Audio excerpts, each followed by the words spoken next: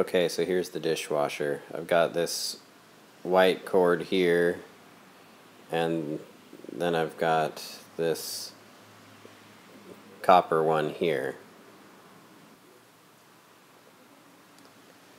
The white tube goes around all up in here and then connects here to the disposal.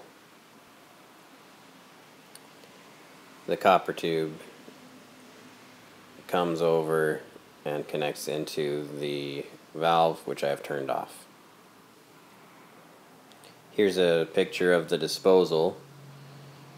You can see where the white tube goes in, the copper tube goes over here, and then here's that other white one that I was talking about over here, and it comes in over here. Sorry, this is where it comes in, and here's where it connects.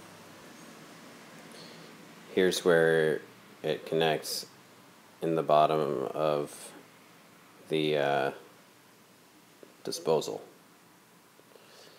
So I think that's the electricity because it's the wire one, but it's weird because it goes in the disposal.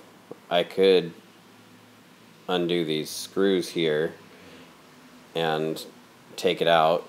The other connections were all pretty straightforward, how to dispose of those, but anyway, let me know what you think.